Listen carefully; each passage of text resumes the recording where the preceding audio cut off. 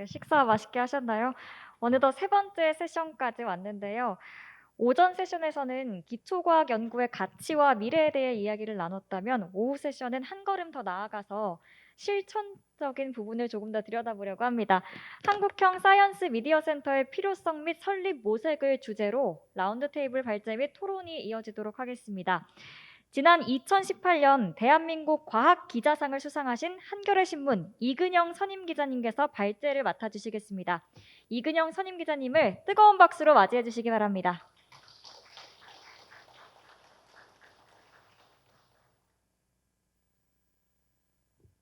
바로 시작할까요? 네, 안녕하세요. 방금 소개받은 한겨레 이근영 기자입니다.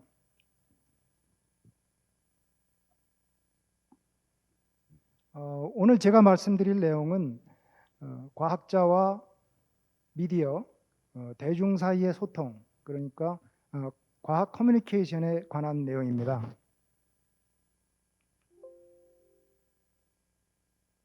어디를 향해서 쏴야 되나요?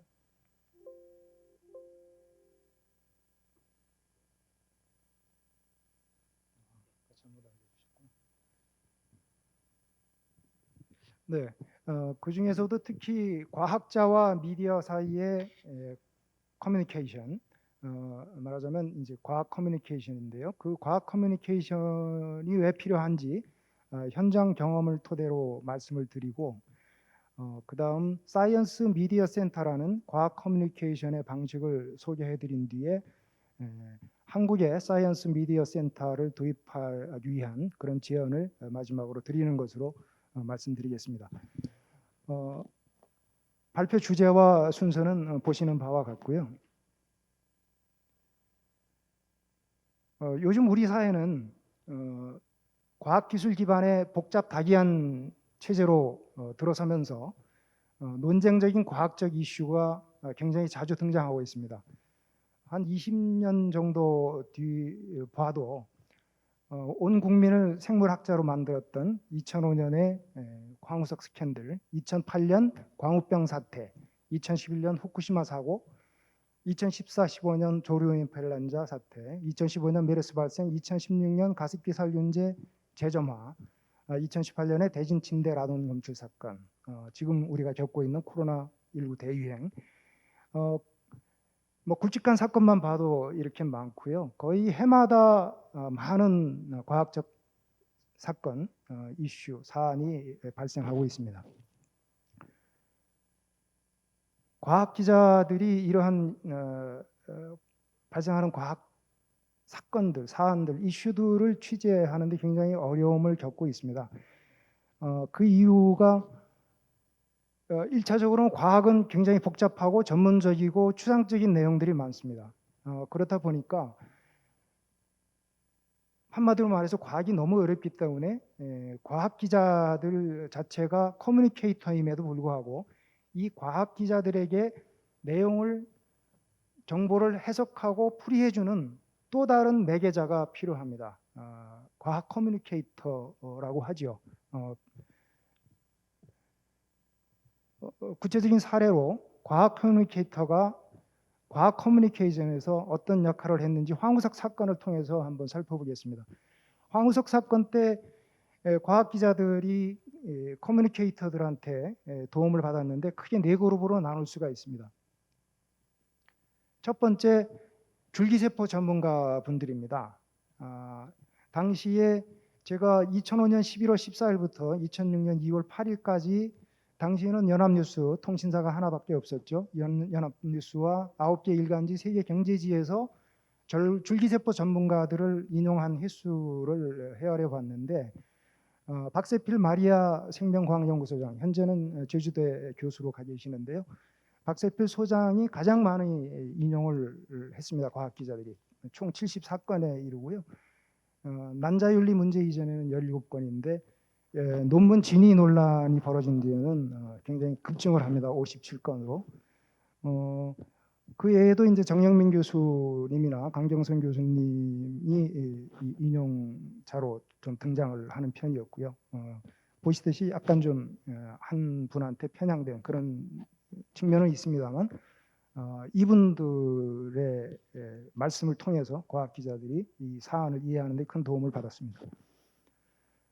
두 번째는 PD 수첩에 국한될 수도 있는데요. PD 수첩 그 기자들, PD들이죠. 기자가 아니고 PD들을 교육시킨 과학자들이 있습니다. 2004년 사이언스 논문 저자이기도 하면서 2005년 사건의 고발자이기도 한 류영민, 현재는 한림대 교수로 계시죠. 한림대 의대 류영민 교수하고 그 부인이 있고요. 또 이분들이 처음 이 문제를 가지고 갔던 시민단체가 있습니다. 그 시민단체의 간사가 마침 또 생물학 석사 출신인 분이었습니다. 이분들이 PD 수첩 제작진을 집중 교육을 합니다. 거의 생물학자 수준에 올라갈 수 있도록 짧은 기간에. 그 당시에 PD 수첩 제작진은 최승호 책임 프로듀서와 한학수 PD였는데요. 최승호 PD는 나중에 MBC 사장까지 했죠. 둘 다 문과 출신입니다. 그 최승호 책임 PD는 경북대 행정학과 출신이고요. 한학수 PD는 서울대 경제학과 출신입니다. 그래서 이 문과생들을 위에 과학 뭐 규정한다면 과학 커뮤니케이터들이 집중 교육을 했던 거죠.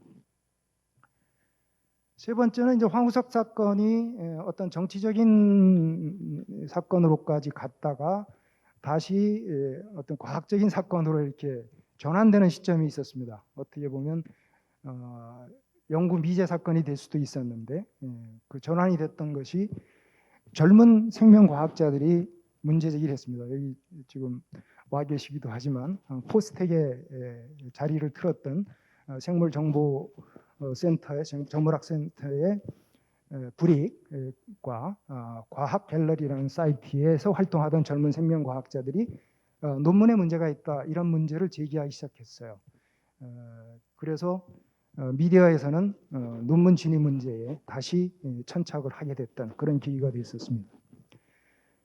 마지막으로는 좀 제 개인적인 경험일 수도 있는데요. 저한테 굉장히 많은 정보를 주셨던 한 분은 카이스트 생물학 석사 출신으로 저하고 직접 통화를 하면서 이분은 본인의 이름을 밝히기를 꺼려하셔서 제가 직접 인용은 못했습니다만 또 한 분은 저도 아직 누군지 모릅니다. 그런데 정기적으로 저한테 메일을 굉장히 장문의 메일을 보내서 황우석 사건의 핵심을 이해할 수 있게 도와주셨던 그런 분이 있습니다.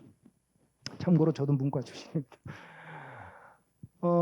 이렇듯이 이제 황우석 전체 사건의 어떤 진위 여부를 짚어갈 수 있는 그런 과학 커뮤니케이터들이 존재를 했었다라는 걸 좀 말씀을 드리고요.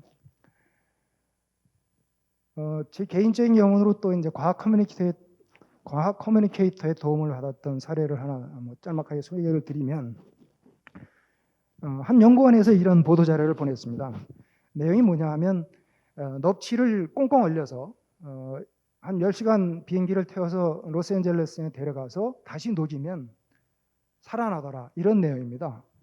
뭐 냉동인간 그 SF에나 나올 만한 그런 내용인데 일단 흥미롭고 그리고 실용적으로도 좋은 연구 결과다. 그러니까 광어회를 좋아하는 LA 동포들한테 한국산 광어를 실시간으로 공급할 수 있는 그런 기자들이 굉장히 관심이 많았고 뭐 결과적으로 주요하게 기사를 썼던 그런 케이스였습니다.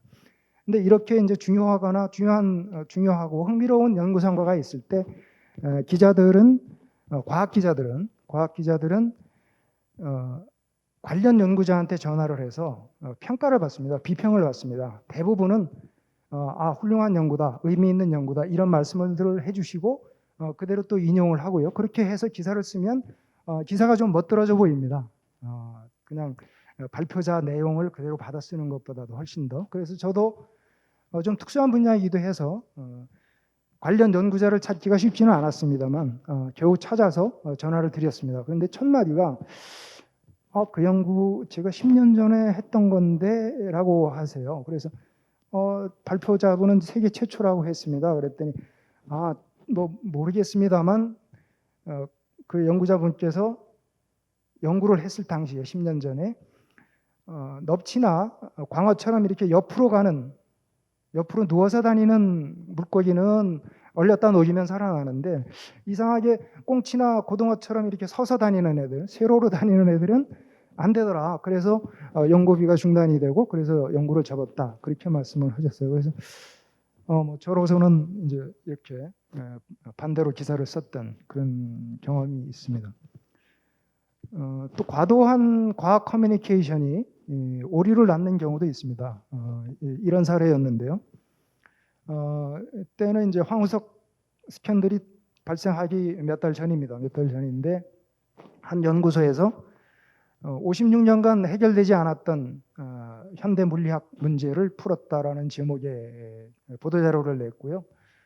세계 최초라고 여기도 돼 있고요. 그 다음에 재밌는 거는 보도자료 뒤쪽에 외국 전문가를 포함해서 국내 전문가들 한 10여 분 정도의 비평을 같이 제공을 했습니다. 기자들한테.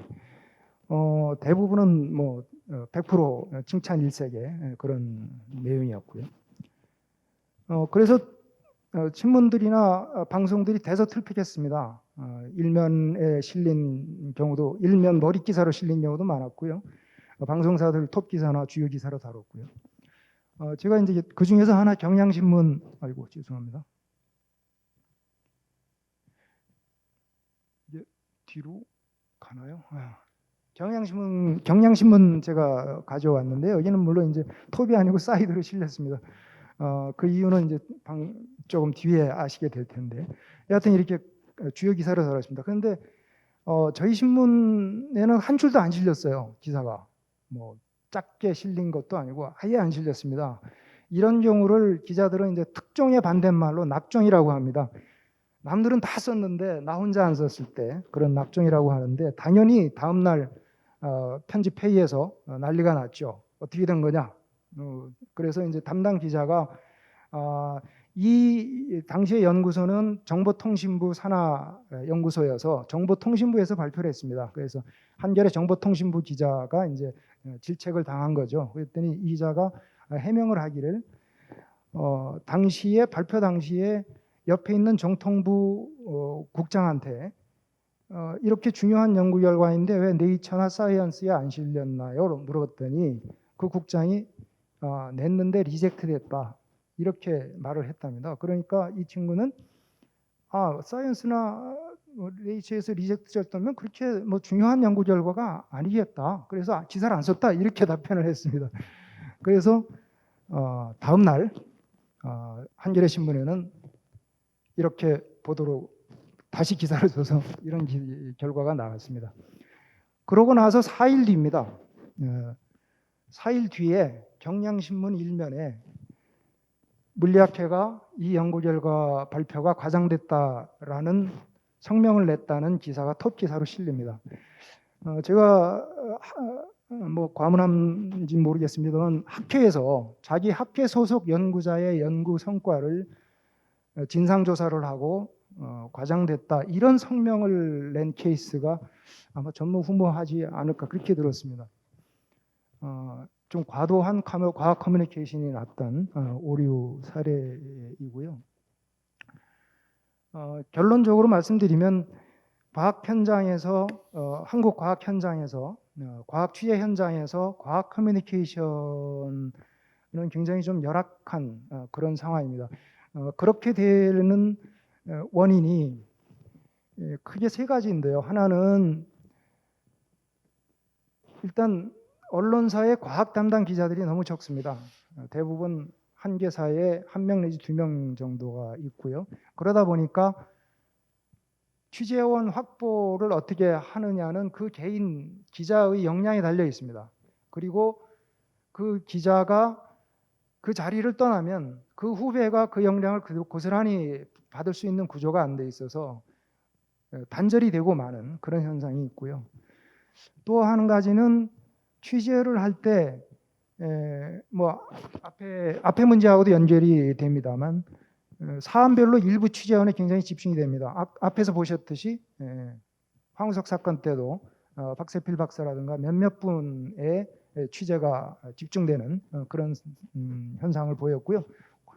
뒤에 다시 살펴보겠습니다만 광우병 사태 때도 똑같은 일이 반복됐습니다. 마지막으로 또 현재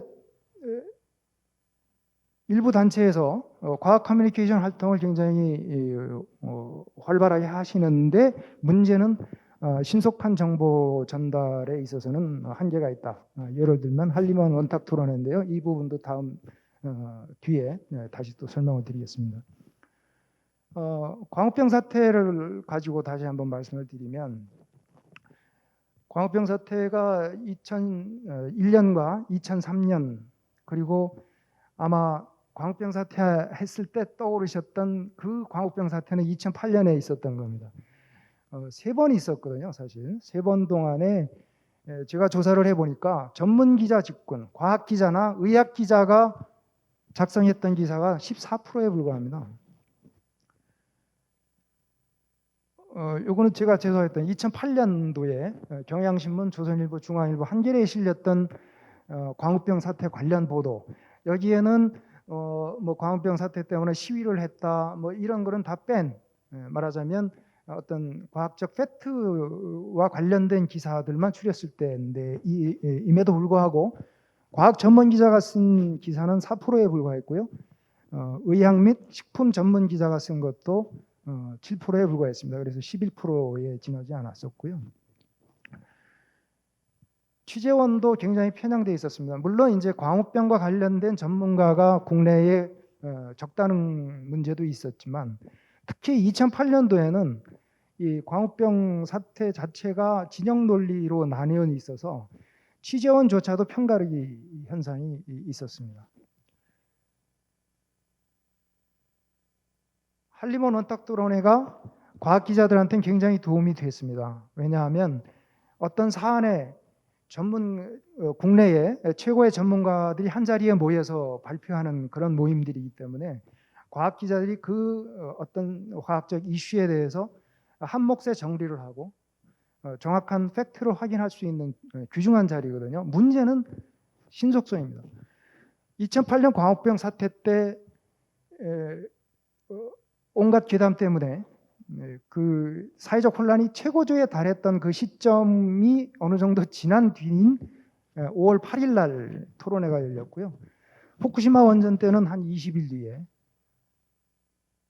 2014년 15년 AII 때는 한 달 뒤, 메르스 때는 무려 40일 뒤에 헌탁 토론회가 열렸습니다. 사실 기자들한테 공부 측면에서는 도움이 됐지만 기사를 쓰는 입장에서는 좀 늦었던 그런 말하자면 뒷부인 경우가 좀 많았습니다. 그나마 이제 올해 코로나19 팬데믹 때는 굉장히 빨리 토론회가 열렸어요. 그래서 과학 기자들이 도움을 많이 받았습니다. 이렇듯 그 취재 현장에서는 과학 커뮤니케이션이 굉장히 중요하고요. 과학 커뮤니케이터의 도움을 받은 올바른 과학 커뮤니케이션이 있으면 정확하고 객관적인 기사를 작성하는데 큰 도움이 됩니다. 굉장히 중요한 요소거든요. 외국에 특히 이제 영국 중심으로 그 사이언스 미디어 센터라는 것이 있습니다. 이것이 과학 커뮤니케이션에서 굉장히 효율적인 제도인 것 같아서 여기에서 소개를 해드리고 자 합니다. 사이언스 미디어 센터는 영국에서 처음 생겼고요. 지금 보면 여러 나라들이 있습니다. 이들이 내세우는 목표는 이런 겁니다. 논란이 있는 과학적 내용이 언론의 주목을 받을 경우에 미디어에 가장 정확한 증거를 제시하고 최고의 과학자들의 견해를 전달하는 것, 이렇게 명시를 하고 있습니다. 영국 사이언스 미디어 센터를 좀 더 살펴보면요. 2002년에 설립이 됐습니다. 창립이 됐는데 그 직전에 영국 사회하고 과학계는 그 MMR 백신 파동, 광우병, 유전자 조작 GMO죠. 유전자 조작 식품 이런 논란에 휩싸여 있었습니다. 그러자 과학계에서 과학 지식이 미디어에 정확히 보도되도록 해야 하겠다. 이를 통해서 대중들에게 제대로 전달을 해야 되겠다. 이런 의견들이 대두됐고요. 영국 의회에서도 이 문제를 논의를 했습니다. 그 결과 2002년에 독립기구로서 현재의 사이언스 미디어 센터가 발족을 합니다. 현재 조직은 단출합니다. 센터장을 포함해서 피오나 폭스라는 센터장인데 장기 집권입니다. 지금 20년째 하고 있어요. 피오나 폭스를 포함해서 9명의 실무진이 있고요. 위치는 영국 런던에 있는 웰컴 트러스트에 있는데요. 웰컴 트러스트는 글락소 스미스 클라인이라는 제약업체가 운영을 하고 있는 비영리 과학재단입니다. 아마 웰컴 트러스트에서 재정적인 지원도 꽤 하는 것 같아요. 일단 건물에 들어있으니까 아마 제 생각하기에는 건물세 안 받거나 뭐 이런 식의 지원을 할 것 같고요. 그건 좀 더 조사를 해보겠습니다. 1년 예산은 작년 기준으로 11억 정도 됩니다. 뭐 그렇게 많지 않죠. 우리나라의 연봉 평균 원봉이 한 4천이 좀 안 되더라고요. 한 3,800 좀 넘던데 영국이 5천이 조금 넘습니다. 평균 연봉이. 그걸 고려하면 아마도 9명의 실무진 인건비가 거의 차지하지 않을까 싶고요. 근데 재정을 어떻게 충당을 하냐 하면 정부 부처, 그다음에 과학자 단체, 그리고 신문방송사, 언론, 미디어, 그리고 의약업체라든가 화학업체 이런 산업계 이렇게 크게 네 그룹으로 나눠져 있고요. 그 네 그룹에 소속된 한 130여 곳에서 충당을 한다고 되어 있습니다. 그리고 5% 원칙이라는 게 있습니다. 5% 원칙이 뭐냐면 웰컴 트러스트하고 영국 연구혁신기구 아마 우리나라의 연구재단 정도 되는 것 같아요. UKRI를 제외한 모든 기관의 기부 금액은 운영비의 5% 넘지 못하도록 한다. 이런 내규가 있고요. 작년 기준으로 하면은 우리 돈으로 한 5,600만 원 정도 됩니다. 여기에서 이제 중요한 것이 이제 활동일 텐데요. 활동을 보면 크게 네 가지로 나눠져 있습니다. 사전 평가, 신속한 대응, 기자 설명회, 전문가 연결인데요. 사전 평가는 언론에 제공되는 엠바고 논문 가운데 논쟁의 여지가 있는 연구에 대해서 해당 분야 전문가들의 비평을 담당 기자들한테 사전에 제공하는 겁니다. 아까 보여드렸던 사례에서 잘못된 과학 커뮤니케이션 오류 사례에서 보면 10명 정도의 전문가 비평을 제공을 했지만 그게 제대로 된 비평이 아닌 어떤 홍보 차원의 그런 잘못된 거였고요. 일주일 전이었습니다. 지난주에 그 영국 케임브리지 대학의 생물학 교수가 생쥐의 줄기세포를 가지고 인공 배아를 만들어서 60일 동안에 심장하고 뇌까지 분할을 했다는 그런 연구 논문을 네이처에 발표를 했었습니다. 그때 영국 사이언스 미디어 센터에서 기자회견을 주최를 하더라고요. 그래서 이제 줌으로 신청한 세계 각국 기자들한테 전부 제공하는 그런 걸 봤고요. 또 대학 보도자료뿐만이 아니라 전문가 한 5, 6명의 짧지 않은 비평을 엠바고를 걸어서 사전에 제공을 했습니다. 저도 그거를 받아서 기사를 썼는데요. 그 내용이 연구 성과에 대한 어떤 백그라운드 이런 것들을 설명하시는 분들도 있었지만 많은 분들이 연구의 한계 또 지적을 하고 또 나아가서 이것이 인간 장기 개발로 갔을 때의 연구윤리 문제 이런 부분에 대해서도 지적하는 그런 비평들이 실려 있었습니다. 두 번째 이제 신속한 대응이라는 것이 있는데 긴급한 사안에 대해 해당 분야 전문가들의 논평을 담당 기자들이 제공하는 거죠. 만약에 이런 제도가 우리가 있으면 라돈 침대 사건이 발생했을 때 과학 기자들이 전문가를 찾느라고 굉장히 많은 시간을 걸려야 했습니다. 왜냐하면 평소에 라돈 문제를 자주 다루는 문제가 아니기 때문에 그 전문가를 찾는 데만 해도 시간이 많이 걸리고요. 한두 전문가를 찾아서 그분들 얘기로 다 쓸 수밖에 없는 그런 상황이거든요. 그런데 이런 제도가 있으면 해당 분야 전문가 참고로 영국 사이언스 미디어 센터는 현재 데이터베이스, 과학자 데이터베이스가 한 2, 3천 명 된다고 합니다. 그 데이터베이스를 통해서 담당 전문가들을 찾아내고 그 전문가들의 논평을 받아서 기자들한테 제공한다면 좀 더 공정하고 객관적인 그런 기사가 나올 수 있는 제도일 것 같습니다. 세 번째는 이제 기자 설명회인데요.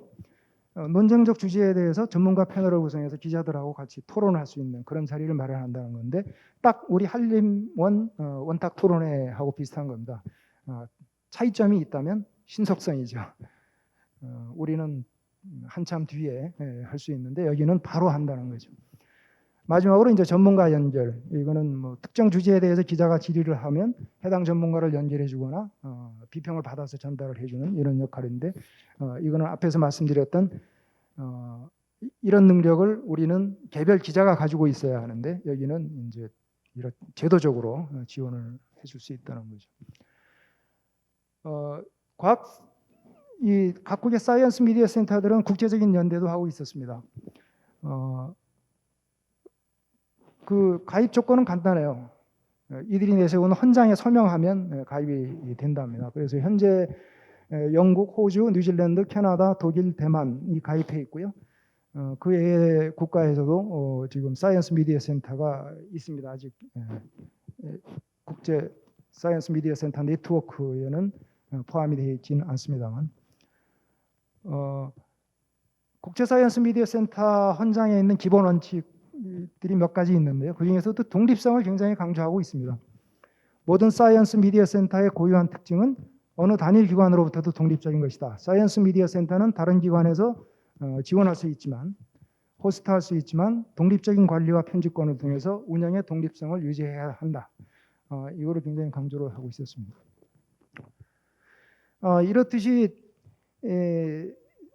과학 커뮤니케이션의 어떤 한국 취재 현장의 한계 이런 거를 극복하고 외국의 사이언스 미디어 센터 제도를 살펴봤듯이 이런 제도를 효율적인 제도를 우리가 한번 도입해 보려면 어떤 고민이 필요할까? 이 부분을 몇 가지만 말씀드리고 마무리하려고 합니다.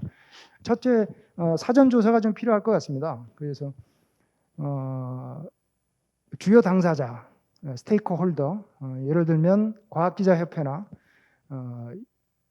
과총, 한림원, 연구재단, 창의재단 이런 데서 단독으로든지 아니면 연합 태스크포스를 구성하든지 뭐 사전조사, 뭐 설문조사도 좋고요. 사전조사가 좀 필요하고 또 외국 사이언스 미디어 센터에 대한 조사 분석도 필요할 것 같습니다. 두 번째는 이제 이 주요 당사자, 스테이크홀더의 범위를 어디까지 할 것이냐. 앞에 말씀드렸던 그런 단체에도 과학단체라든가 학회, 또 정부기관, 또 산업계 이 범위를 어디까지 확대를 할 것인가에 대한 고민도 필요하고요. 만약에 스테이크홀더가 어느 정도 가닥이 잡힌다고 하면 그렇다면 우리는 실무진을 어떻게 구성할 것인지, 실무진의 운영은 어떻게 할 것인지. 영국 사례는 지금 보면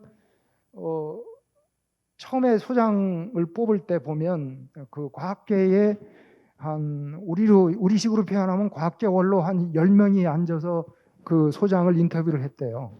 뭐 이제 그런 수레도 하고 그러더라고요. 우리 정서하고 조금 안 맞는 것이 그렇게 뽑는 것까지는 좋은데 그렇게 뽑아놓고 지금 20년 동안 장기 집권하고 있습니다.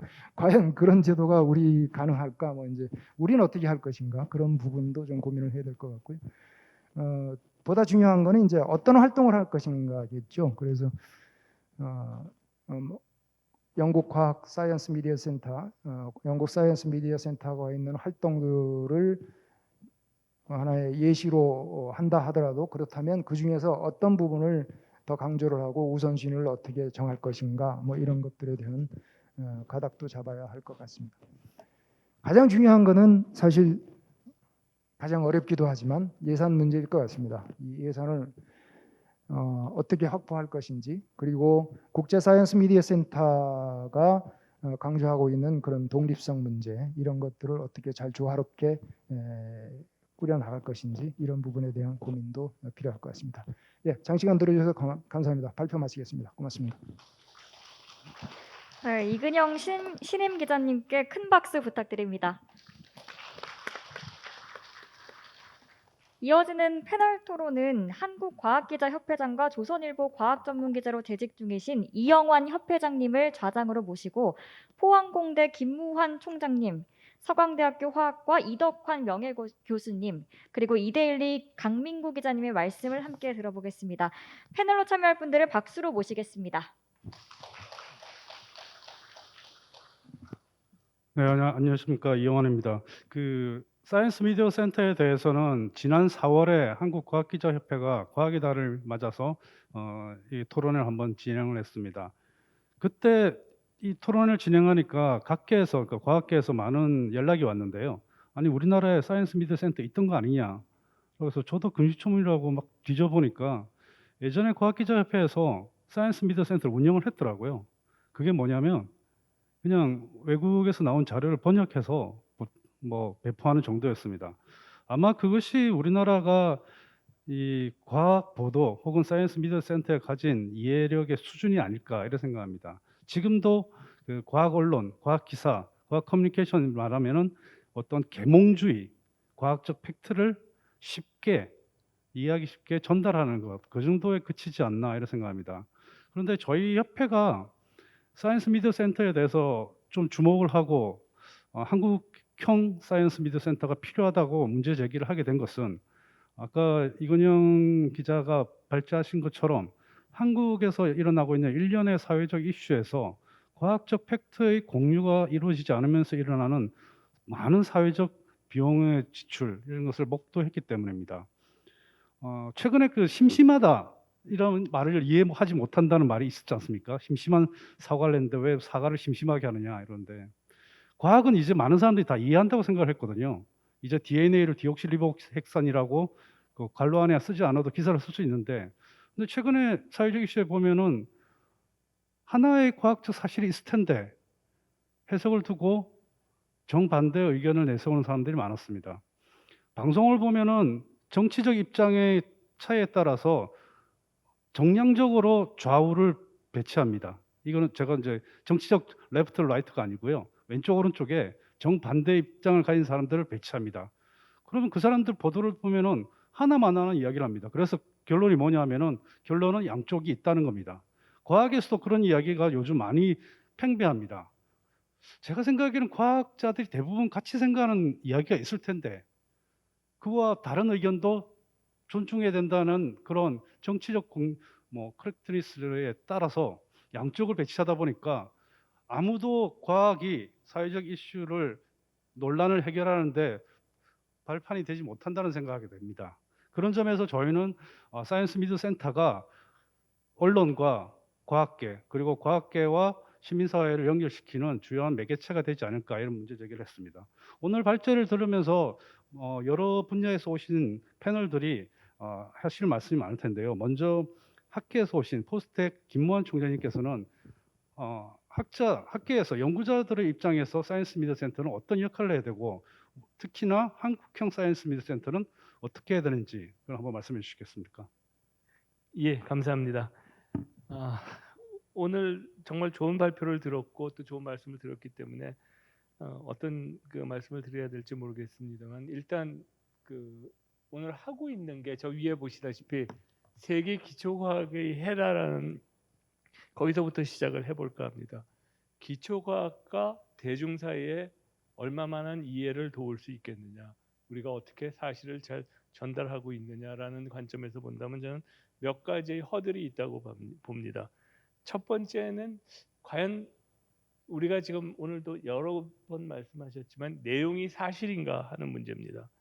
발표된 내용은 그 연구하신 분 아니면 발명하신 분의 입장에서는 다 맞는 거라고 당연히 믿고 내시겠지만 검증이 필요한데 그 검증이 종종 오류에 빠지는 수가 많습니다.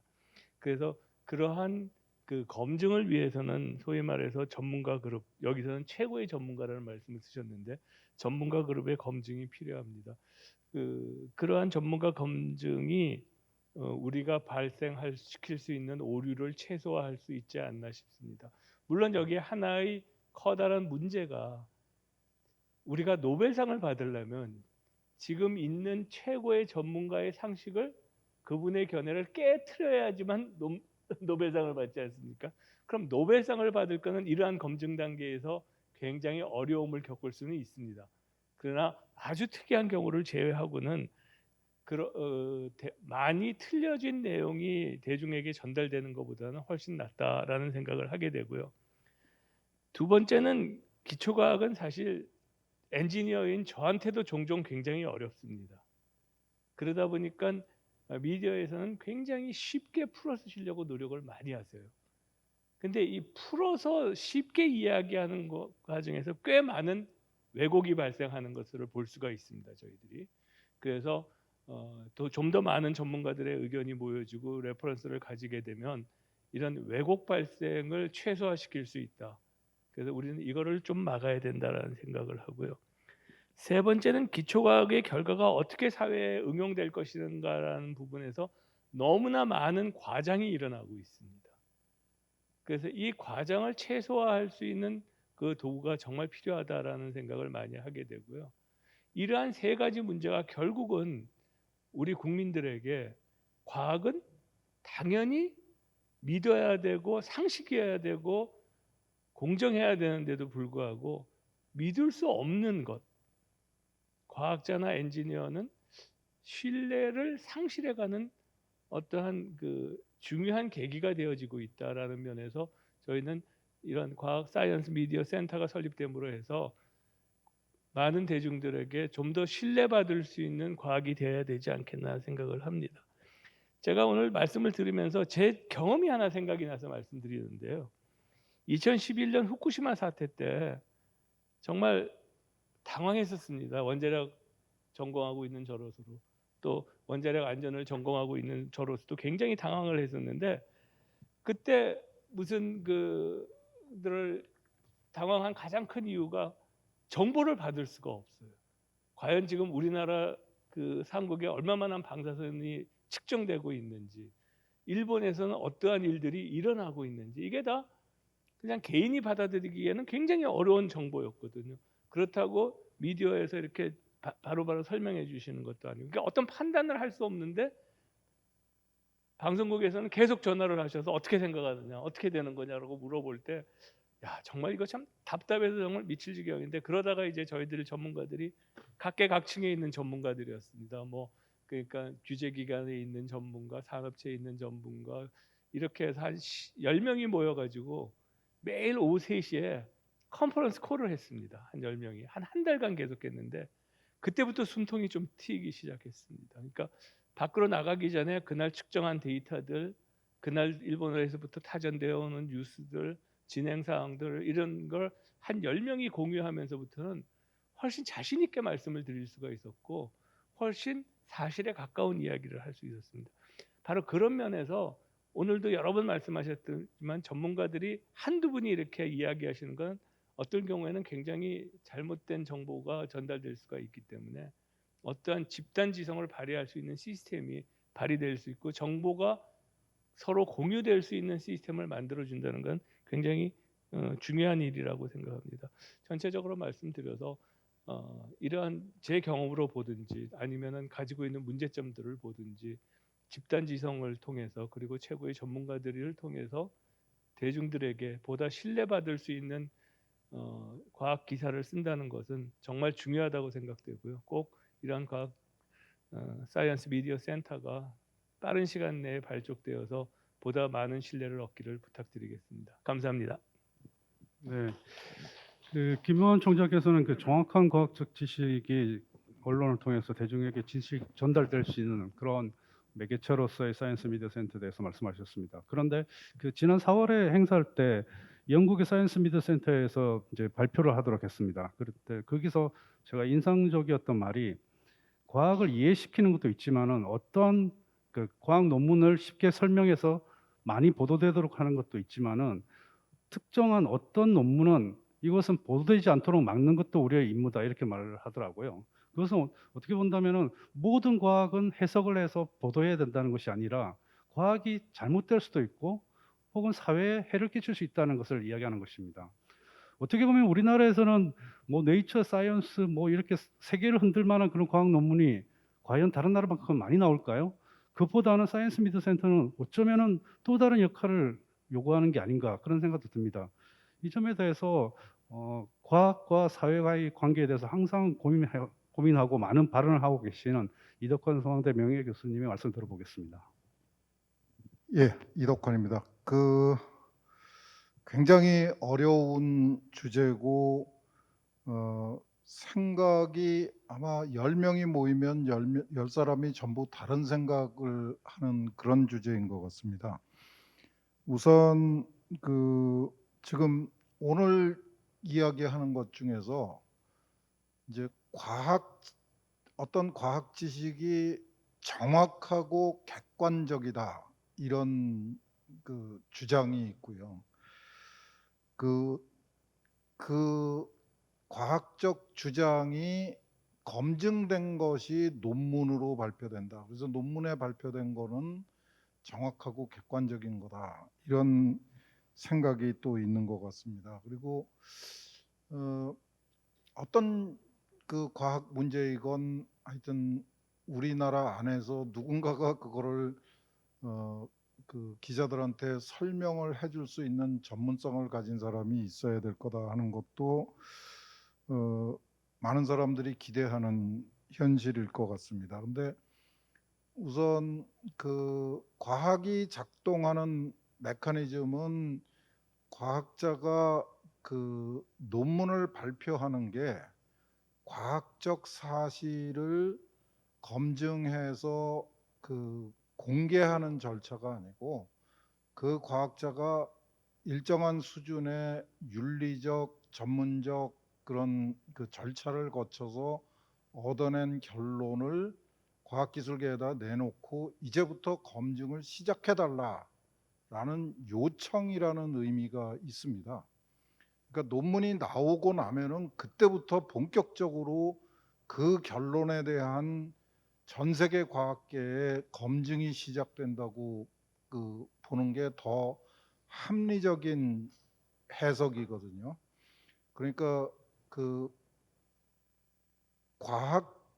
과학적으로 정확하고 객관적인 지식이라는 거의 의미가 굉장히 혼란스럽습니다. 아까 이영환 회장께서 영국의 예를 들었던 거, 어떤 논문은 홍보가 많은 사람들한테 알려지지 않았으면 좋겠다라고 판단할 수 있는 그런 논문이 있다는 거는 결국은 좀 일반인은 아니지만은 약간 전문적인 수준에서 봤을 적에 이거는 오류 또는 부정의 가능성이 굉장히 높다라고 판단되는 아마 그런 경우가 아닐까 싶습니다.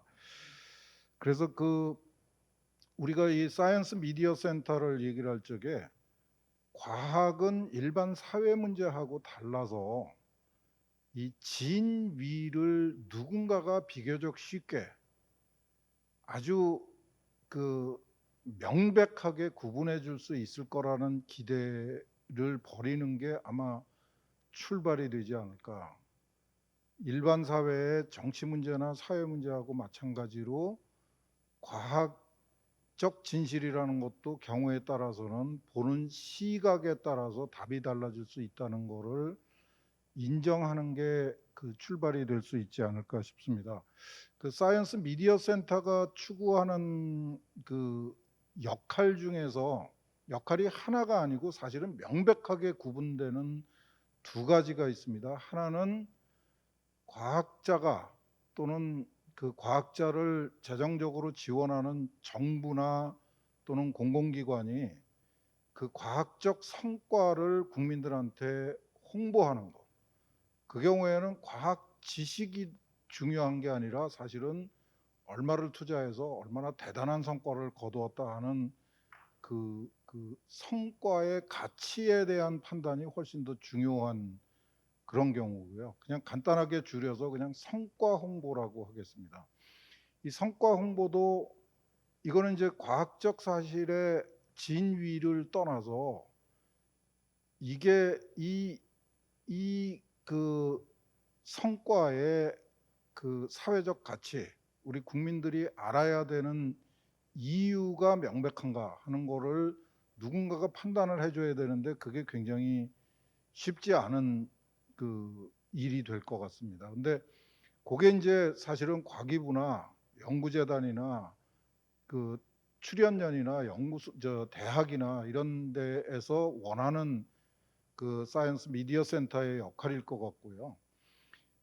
그거하고는 다르게 일반인들이 원하는 사이언스 미디어 센터의 역할은 따로 있습니다. 그거는 과학자들이 내놓는 따끈따끈한 연구 성과가 아니라 아까 말씀드렸던 광우병 사태라든지 라돈 침대 사태라든지 뭐 가습기 살균제 문제라든지 이런 것처럼 당장 사회적으로 논란이 되는 이슈에 대한 그 뭔가 좀 그 믿을 만한 정보를 제공해 주는 역할. 이거는 아까 말씀드린 과학 홍보하고는 그 내용이라든지 뭐 그 모든 면에서 차별화가 됩니다. 근데 이게 이제 그 정말 쉽지 않은 거죠. 여기는 과학에 대한 이해, 과학에 대한 전문성만 필요한 게 아니라 그 사회 문제에 대한 그 이해가 반드시 필요합니다. 근데 이게 장난이 아닙니다. 이게 제가 한 20여 년을 그 이 과학 커뮤니케이션 분야에서 활동을 해봤는데 그 제 솔직한 얘기는 과학 지식을 찾아내고 과학 정보를 찾아내고 그거를 이해하는 게 훨씬 더 쉽습니다. 무슨 말씀인가 하면은 이게 왜 우리 사회에서 문제가 되는 건지, 예를 들어서 가습기 살균제가 왜 문제가 되는 건지 이거를 이해하는 일이 훨씬 더 어렵습니다. 도대체 가습기 살균제가 뭔지도 알아야지 되고 사람들이 그걸 어떻게 사용했는지도 알아야지 되고 이 물건이 무슨 물건인지도 알아야지 되고 이 정보는 어디 뭐 그 인터넷 서치해 갖고 찾을 수 있는 정보가 아닙니다.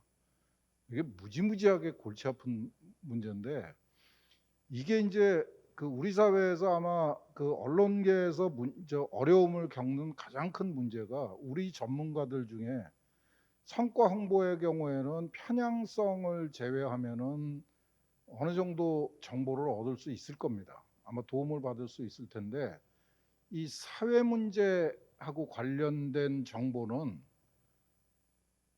그, 그 정말 쓸만한 그 정보를 가지고 있는 전문가를 찾기가 굉장히 어려울 겁니다.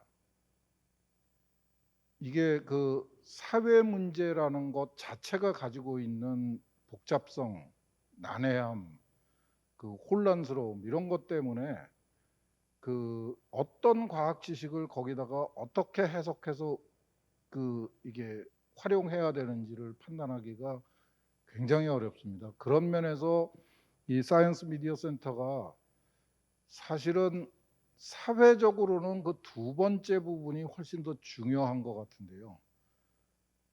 현실적으로는 훨씬 더 어려운 문제가 됩니다. 그리고 거기에는 또 다른 문제가 하나 있는데 거기에 발을 잘못 들여놓으면은 잘못하면 패가망신하는 사태가 생깁니다.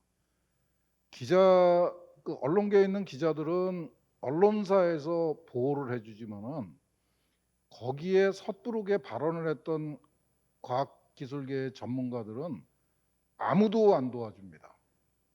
아무도 안 도와줍니다. 언론사 저한테 전화했던 기자 내가 이런 문제가 생겼는데 그러면 그다음부터 전화 안 받습니다. 네, 알아서 처리하십시오. 당신이 말 잘못했으니까 당신이 알아서 처리하십시오. 이렇게 나옵니다. 이건 실제 경험입니다. 언론사 아무도 상담도 안 해줍니다. 그 학교 너 괜히 돌아다니다가 말썽 피웠지 이렇게 됩니다. 이 사이언스 미디어 센터 특히 그 사회 문제 해결형 해결에 관련된 사이언스 미디어 센터를 운영하시려면은 그 멘트를 해주는 전문가를 어떻게 보호할 건가, 문제가 생겼을 적에 어떻게 보호해 줄 건가 하는 준비가 반드시 필요합니다. 그거 없이 해가지고는 아무도 도와줄 사람 없을 겁니다. 뭐 드릴 말씀이 되게 많은데 너무 혼자 얘기하면 안 될 것 같아서 이 정도로 마치겠습니다. 예. 네. 갑자기 제가 그 이덕환 교수님을 난처하게 한 경험이 있던 것 같은 기억이 가물가물한데 저도 모른 척했던 것 같습니다. 근데 저보다 훨씬 더 맷집이 있다고 저는 생각해가지고 아마 그렇지 않았나 생각드는데, 그 지금 방금 말씀하신 것처럼 한국 사회가 과학에 대해서 요구하는 것은 어떻게 본다면은 흥미로운 정보 이런 것도 있지만 일상의 문제에서부터 혹은 국가 정책에 이르기까지 과학이 과연 객관적인 정보를 제공할 수 있는 것, 판단의 근거가 될 수 있는가, 이런 요구 사항이 많은 것 같습니다. 현장에서 기자들이 이런 과학적 팩트를 가지고 이야기하고 할 때 이런 요구가 너무나 천냥지처라서 당황할 때가 많습니다. 어쩌면은 우리 기자 언론 현장에서 요구하는 것은 좀 더 낮은 수준일 수도 있고 아마 과학계가 생각하는 거 다를 수도 있는데요. 현장에서는 어떻게 보는지 강민구 이데일리 기자의 말씀을 들어보겠습니다. 네, 안녕하세요. 소개받은 이데일리 강민구 기자입니다. 우선 이렇게 뜻깊은 자리에 참여할 수 있어서 영광이고요.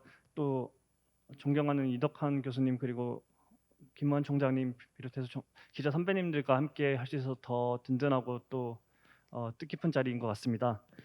어, 저는 그 현장에서 한 8년째 지금 과학 기자로 일을 해왔고요. 제가 현장에서 그동안 좀 느낀 측면에서 바라보는 사이언스 미디어 센터의 필요성 그리고 바라는 점에 대해서 제 개인적인 경험도 살려서 말씀을 드리도록 하겠습니다. 우선은 사실 사이언스 미디어 센터라고 처음에 들었을 때 조금 생소했습니다.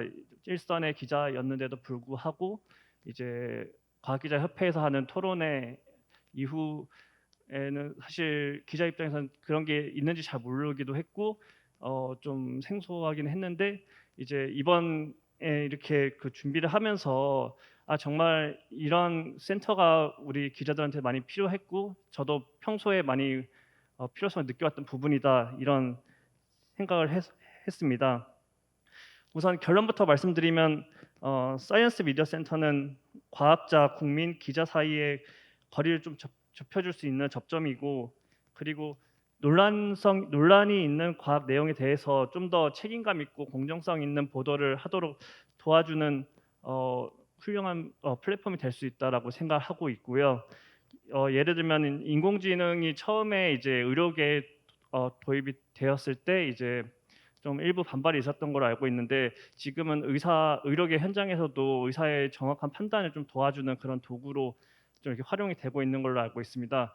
그런 것처럼 이제 사이언스 미디어 센터도 좀 더 저희가 책임감 있는 보도를 할 수 있도록 도와주는 그런 수단이지 않을까 생각합니다. 다만 이러한 사이언스 미디어 센터가 저희 언론인들이 뭐 기득권을 행사하거나 아니면은 뭔가 이렇게 자리를 위한 자리로 되어서는 안 된다. 철저하게 독립성이 있는 형태로 돼서 국민 그리고 과학자들과 신뢰를 구축해 나가야 된다라는 생각이 있습니다.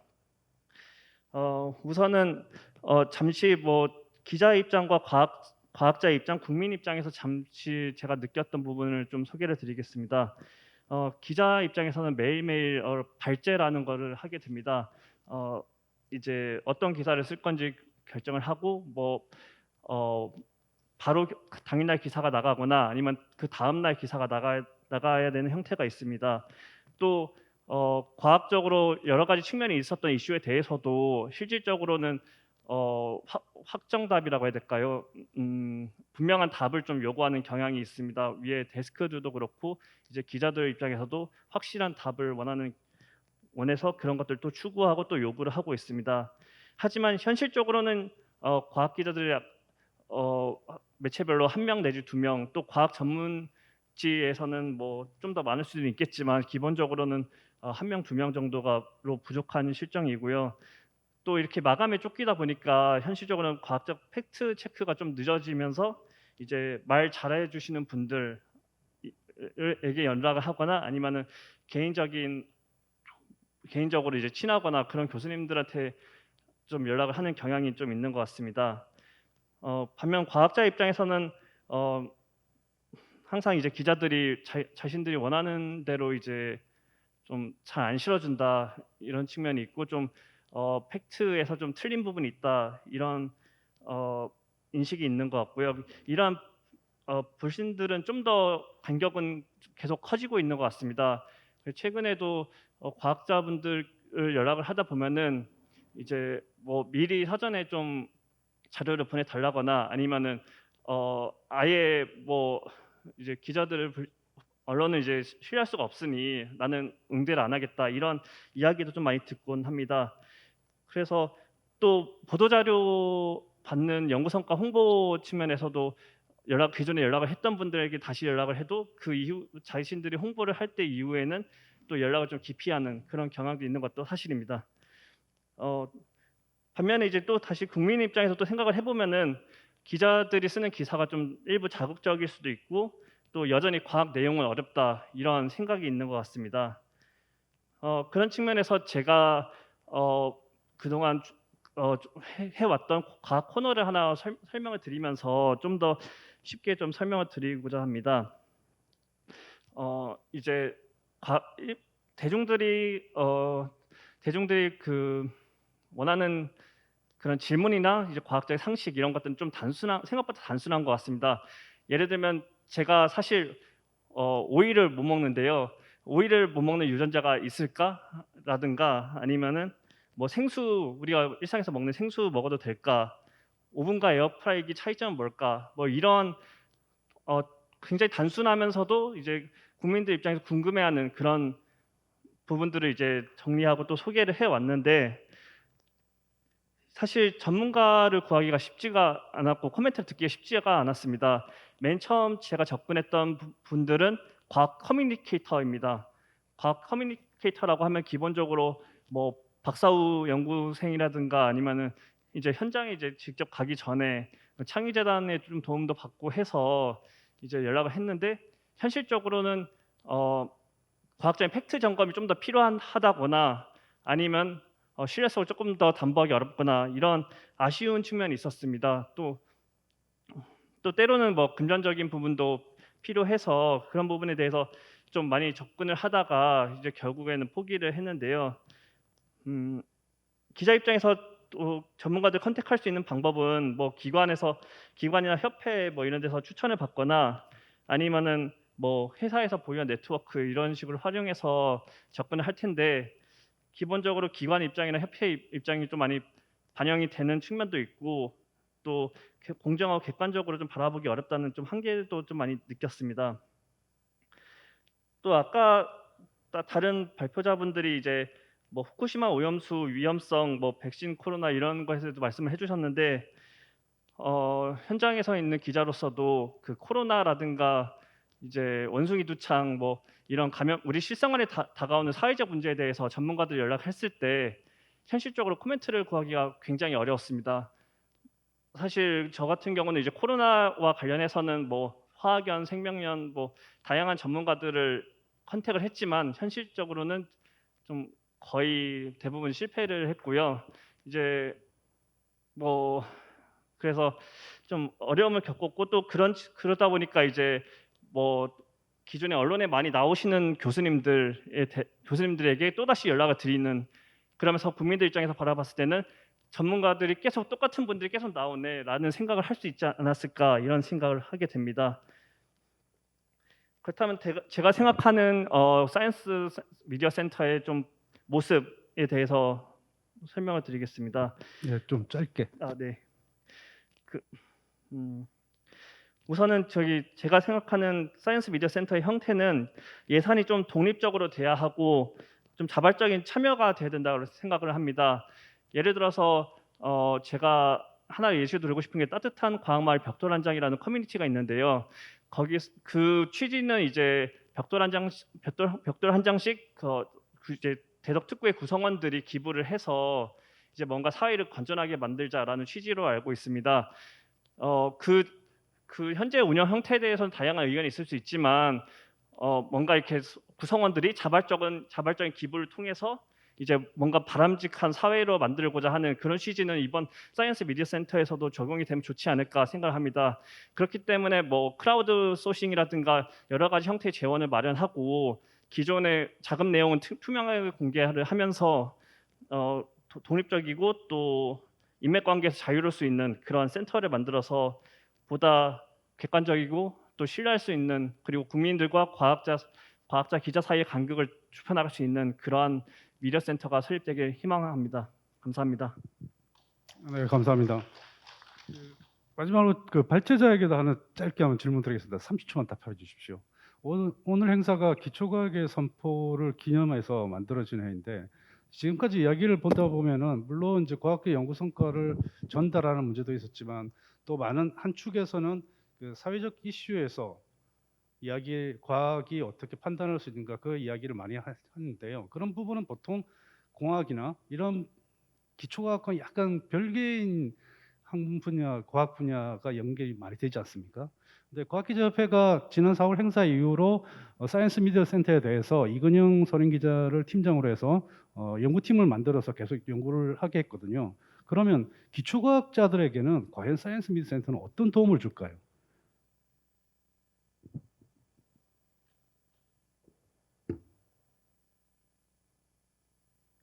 일단 그 가장 중요한 거는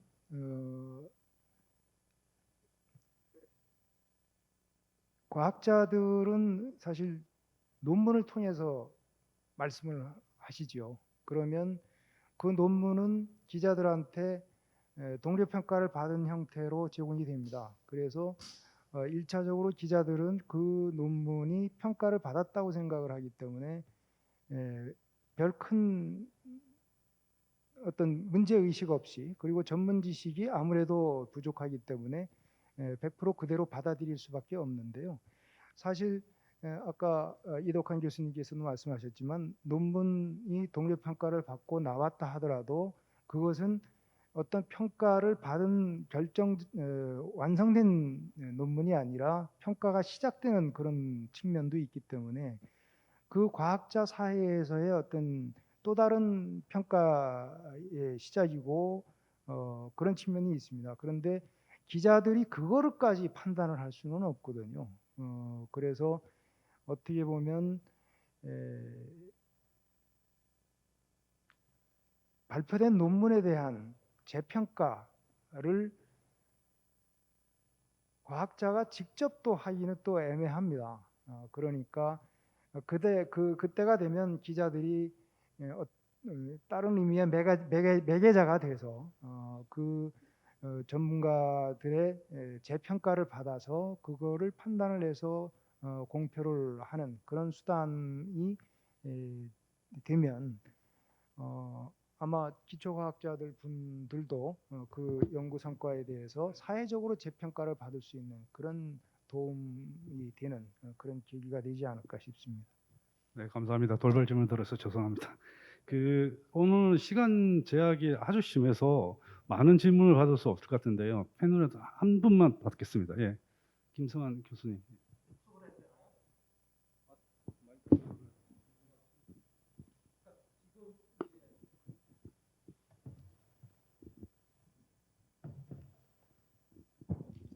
저도 오랫동안 이제 개인적으로 탄착하던 문제라 지금 이제 사회자께서 질문하셨듯이 이제 기초과학자들 또 기초과학 관련 단체들하고 관계할 부분도 굉장히 중요할 것 같아요. 그런데 사실 그 학회가 본래 전문성이 있고 어떻게 보면 조금 전에 이덕환 교수님께서 말씀하신 그 보호막이란 것들을 제공할 수 있는 이런 중요한 어떤 장치인데 물론 그게 좀 더 이제 커패시티를 빌딩해야겠지만 그런 차원에서 이 기초과학 관련 학회, 특히 핵심 학회들하고의 서로 파트너십을 잘 만들어서 어떤 이 사이언스 미디어 센터가 출범하는 것들이 초기 출범과 그 형성이 있으면 중요하지 않을까 하는 면에서 기초과학 관련 학회들하고 관련성이 중요할 것 같고요.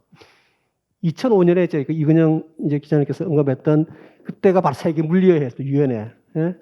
근데 마침 그때가 황우석 시기였고, 그래서 이제 사실 이제 물리학회도 굉장히 많은 이제 이 축제적인 모드에서 세계적 행사를 하는 가운데 이 기사, 이제 뭐 제1부의 기사를 접하면서 이게 이제 그냥 뭐 세계 최초 뭐 노벨상, 백조 효과 이런 거에서 끝났으면 괜찮은데, 과기 혁신본부장이 오시고 청와대 수석이 오고 관심 가지고 보좌관이 관심을 가지고 IT계의 황우석 이런 얘기가 나오면서 이제 그러면서 물리학회가 이렇게 이게 가만히 있어서는 안 되겠구나 생각을 저도 이제 본부에 있었기 때문에 했고, 실제로 그래서 이게 어떻게 보면서는 금기, 그 당시의 금기를 깨고 어찌 보면서는 이제 학회의 기본은 이제 분과 활동이기 때문에 응집물리 분과라는 데 사실 이제 맡겨서 나중에 어떤 조사를 이제 맡겼던 것이군요.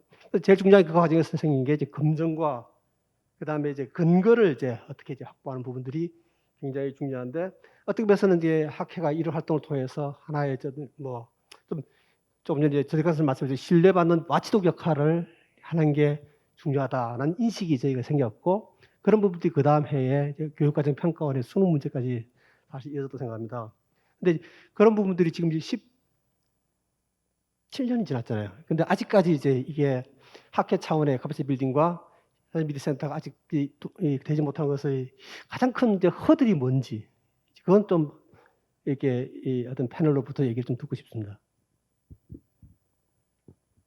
예, 지금 이제 이런 그 오랜 시간 동안 많은 사람들이 이런 필요성을 얘기했음에도 불구하고 왜 되지 않는 허들을 말씀하셨는데, 아마 그것은 계속 논의를 해야 될 아주 큰 주제 같아서요. 좀 더 여기서 이제 말씀드리기는 어려운 것 같고요. 간단하게 말씀드리면 제가 보기에는 정부가 과학을 바라보는 것은 아까 많은 패널들이 말씀하신 것처럼 어떤 성과를 홍보하는 데 그쳐 있고, 과학자들은 내부에서의 인정 이런 데 그쳐 있고, 기자들은 뭐가 뭔지를 모르는 상태에서 쉽게 쓰는데 그런 목적을 두고 있는, 각기 다른 부분을 면을 바로 보는 게 문제가 아니었나, 이런 그게 가장 출발점인 것 같고요. 근데 지금 올해부터 이 사이언스 미디어 센터를 이야기하는 것은 결국 교수님께서 말씀하신 것처럼 이제는 20세기식 그 과학의 대중적 이해라는 오래된 패러다임에서 벗어나서 사회 속의 과학, 사회 속의 과학자라는 그런 패러다임을 받아들여서 이제 학회가 전면에 나서고, 학회가 사회와 과학 언론과 같이 논의하면서 제대로 된 과학을 설명하는 그런 차원에서 사이언스 미디어 센터가 새로운 21세기식 한국의 과학 운동이 되지 않을까 생각합니다. 그런 과학 운동을 저희가 감히 과학기자협회가 제안을 했는데요. 과학계에서 반응을 보여서 가지고 함께 나아가는 그런 자리가 됐으면 좋겠습니다. 오늘 짧은 시간 동안 많은 이야기를 담으려고 했지만은 부족한 점이 많습니다. 많은 제안들이 있을 것 같은데요. 그러면 저희 협회에도 보내주셔도 되고요. 제게도 보내주셔도 되고, 오늘 패널들에게도 그런 의견을 주셔도 될 것 같습니다. 오랜 시간 경청해 주셔서 감사합니다.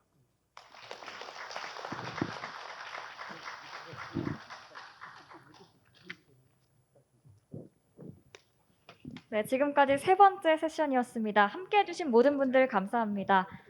앞으로 약 5분간 휴식 시간을 갖고 3시 15분부터 마지막 세션 함께 하도록 하겠습니다.